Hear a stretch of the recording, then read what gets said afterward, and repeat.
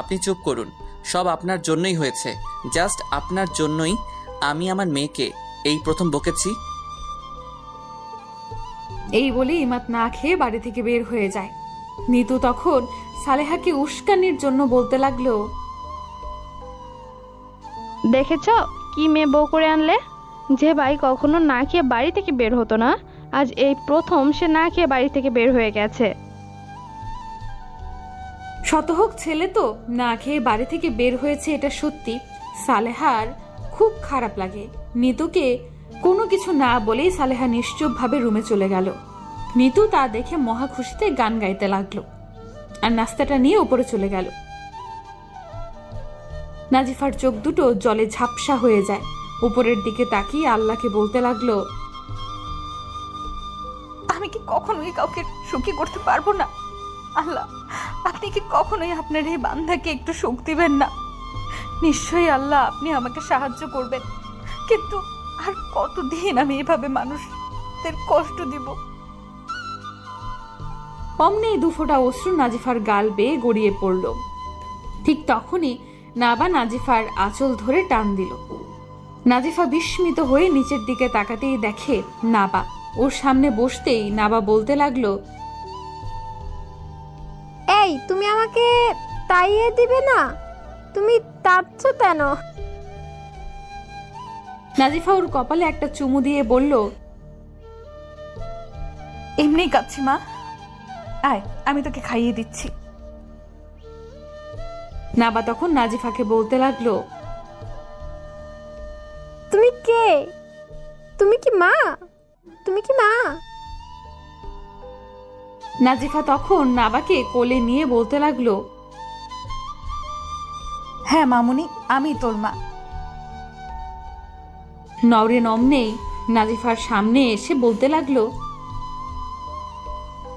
না, তুমি মা নও, ফুফু বলেছে তুমি সৎ মা। না বা, ওনার কোল থেকে নাম বলছি, উনি আমাদের মা নন। এই বলে নওরিন নাবাকে জোর করে নাজিফার কাছ থেকে নিয়ে যায়। নাবা কাঁদতে থাকে আর বলতে থাকে, মা আমি দাবো, মা আমি তোমার তাতে দাবো। সকাল 10টায় নাজিফা সালেহার কাছে গিয়ে জিজ্ঞাসা করে, মা আপনি কি আমার উপর রাগ করেছেন? সালেহা তখন একটু হেসে বলল, না, কেন রাগ করব? কিন্তু মন খারাপ, আসলে ছেলেটা কখনো না খেয়ে এভাবে বাড়ি থেকে বের হয়ে যায়নি তো, আর নওরিনও না খেয়ে আছে তাই। আচ্ছা মা, ওনাদের সব থেকে পছন্দের নাস্তা কি আপনি জানেন? জানবো না কেন? আসলে নওরিন আর ইমাদ দুজনেই আলু পরোটা খুবই পছন্দ করে। আলু পরোটা দেখলে দুজনেই লোভ সামলাতে পারে না। আগে বলবেন না মা, আসলে এই আলুর পরোটা আমার বাবাও খুব পছন্দ করত। বাবার জন্য বানাতে বানাতে এই পরোটার সাথে আমার একটা বন্ধুর সম্পর্ক হয়ে গেছে, তাই আমার হাতের আলুর পরোটা মানেই সেই। সালেহা তখন বলল, তাহলে তুমি তাড়াতাড়ি করে কয়েকটা আলুর পরোটা বানিয়ে ফেলো। আমি কদমকে বলি ইমাদের চেম্বারে নিয়ে যেতে। কিন্তু নওরিন? ও তুমি চিন্তা করো না, ওকে খাওয়ানোর দায়িত্ব আমার। এই বলে নাজিফা তাড়াতাড়ি করে রান্নাঘরে গিয়ে আলুর পরোটা বানালো।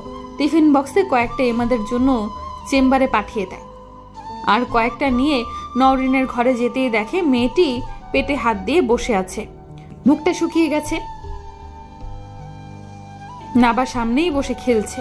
দুজনে এখনো স্কুল ড্রেসটাও খোলেনি। আমার উপর রাগ করে আজকে স্কুলে যায়নি বুঝলাম, কিন্তু ড্রেসটাও খুললো না। এই ভেবে নাজিফা একটা কাশি দিল। ওর কাশির আওয়াজ নাবার কানে যেতেই নাবা বলে উঠল, মা তুমি আত্ম। নওরিন অমনেই দরজার দিকে তাকাতেই নাজিফাকে দেখে বলে উঠল, তুমি আমার ঘরে কেন? নাজিফা একটু নিচু স্বরে নওরিনকে তখন বলল, তোমার জন্য নাস্তা নিয়ে এসেছি। আমি খাবো না।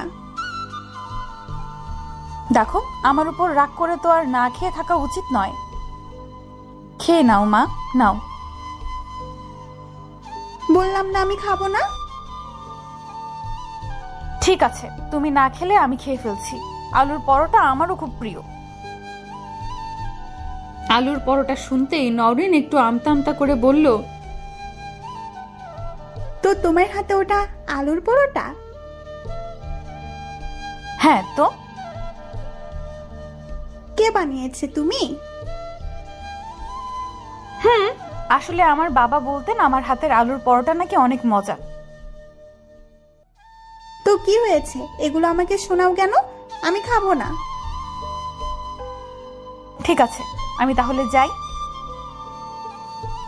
অমনি নওরিন বলল, এই শোনো। নাজিফা তখন বলল, তুমি আমাকে বলছো? আসলে তুমি যেহেতু এতবার বলছো, তো একটু খেয়ে দেখতে পারি। নাজিফা নওরিনের কথাটি শুনে খুশি হয়ে গেল। নওরিনের কাছে গিয়ে বসে ওর সামনে খাবারটা দিল। নওরিন তখন একটু সংকোচ নিয়ে বলল, খাবো? ও মা, এ আবার কেমন কথা, খাও। নওরিন খেতে লাগলো। পরোটাগুলো ওর এতই ভালো লেগেছে যে ও নাজিফাকে বলতে লাগলো, তুমি তো ভালো রান্না করতে পারো। ধন্যবাদ। নাজিফা তারপর কিছু সময় চুপ থেকে নওরিনকে বলল, আচ্ছা মা, তুমি কেন আমার উপর রাগ করো? আমি তো তোমার সাথে কোনো খারাপ আচরণ করি না। আর বড়দের সাথে এমন ভাবে আচরণ করলে যে আকাশের মালিক খুব অসন্তুষ্ট হয়। নওরিন অমনি খাবারটা রেখে কৌতূহল নিয়ে নাজিফাকে জিজ্ঞেস করলো, আল্লাহ বুঝি খুব অসন্তুষ্ট হয় আমি বড়দের সাথে খারাপ আচরণ করলে? হ্যাঁ তো মা। কিন্তু আমি তো বড়দের সাথে খারাপ আচরণ করি না, আমি শুধু তোমার সাথে খারাপ আচরণ করি, কারণ ফুপু বলেছে তুমি নাকি আমাকে আর না পাকে বাবার কাছ থেকে। অমনেই নিতু ঘরে ঢুকে যায়। নওরিনের দিকে চোখ বড় বড় করে তাকিয়ে হাত দিয়ে ইশারা দিয়ে বলে, ওকে চুপ থাকতে। নওরিনও চুপ হয়ে গেল। নাজিফা নওরিনকে তখন বলে, কি হলো মা, চুপ হয়ে গেছো কেন? কি বলেছে ফুফু, আমাকে বলো। নিতু তখন নাজিফার সামনে এসে বলতে লাগলো, আমার নামে তুমি নওরিনকে কি বলছো? নাজিফা নিতুকে দেখে বুঝতে পারলো নওরিন কেন চুপ হয়ে যায়, এবং এও বুঝতে পারে একটি 9 বছরের মেয়ের এরূপ আচরণের পিছনে আমরা বড়রাই দায়ী। বাচ্চারা কখনোই খারাপ মন মানসিকতার হয় না। তাদের নির্মল হৃদয়কে যদি কোনো অপবিত্র ব্যক্তি তাদের নিজের মনের মতো গড়ে, তখনই সেই বাচ্চাটির হৃদয়ে অপবিত্রতা বাসা বাঁধে। কি হলো, চুপ করে আছো কেন? কানে কথা যায় না? আমার নামে কি বলে তুমি নওরিনের কান ভারী করছো?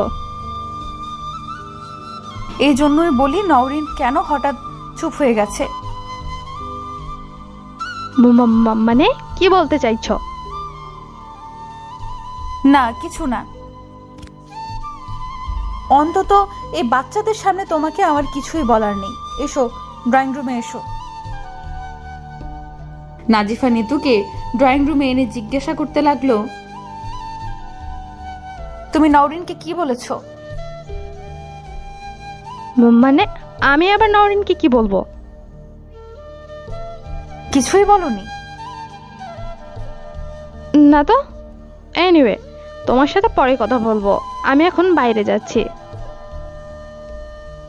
কি, তুমি এভাবে বাইরে যাবে? কেন, কি হয়েছে? তুমি জিন্স টপ পরে বাইরে যাবে না। এরূপ রংচটা লিপস্টিক দিয়েছো কেন? আর এমন কার্লি চুলগুলোকে লাল আর বাদামি রং করে তোমার মনে হচ্ছে তোমাকে খুব ভালো লাগছে। তাতে তোমার কি? দেখো নিতু, তোমার মনে হচ্ছে এগুলোতে তোমাকে খুব স্মার্ট লাগে, কিন্তু বিশ্বাস করো নিজের দেশের সাদামাটা পোশাকেই আর পর্দায় মেয়েদের সৌন্দর্য। তুমি কেন নিজেকে বাহিরের বখাটে ছেলেদের কাছে পণ্য তৈরি করবে? একটা কথা মনে রেখো,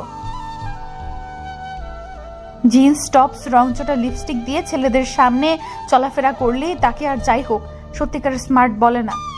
সত্যিকারের স্মার্ট হতে হলে নিজেকে সম্মান করতে শিখতে হয়, অন্যের সামনে নিজেকে পণ্য বানাতে হয় না, আর একটা সুন্দর মন থাকতে হয়। ও প্লিজ, আমি তোমার এসব বকবকানি শুনতে চাই না। এসব তোমার বকবকানি মনে হচ্ছে? তুমি না মাদ্রাসা স্টুডেন্ট? অবশ্য পৃথিবীর প্রত্যেক জায়গায় ভালো খারাপ আছে, সুতরাং এ আর নতুন কি? এই চুপ থাকো তো, আমি গেলাম। নাজিফা অমনি নিতুর হাতটা ধরে বলল, যতক্ষণ না তুমি শালীনতার পোশাকে তোমাকে আবৃত করবে ততক্ষণ অবধি তোমার কোথাও যাওয়া হবে না। নিতু অমনি হাত ছাড়াতে চাইলে সালেহা এসে বলে উঠল, সাবাস মা, এতদিনে আমি যা করে উঠতে পারিনি তুই তা করেছিস। যা, ওকে ঘরে নিয়ে আটকে রেখে আয়। নাজিফা বলল, তা করা লাগবে না মা, ও যদি এভাবে বাইরে যায় তাহলে আজ ওকে আর এই বাড়িতে ঢুকতে দিবেন না। সালেহা তখন বলে উঠল, ঠিক আছে মা, তুই যা বলবি তাই হবে। নিতু তো নাজিফার উপর রেগে ওর সামনে এসে চেঁচিয়ে চেঁচিয়ে বলল, কাজটা ঠিক করলে না, আমি তোমাকে দেখে নিব। উপর থেকে ফাহাদ আর ফাহমিদা তখন নিচে নামতে নামতে বলল,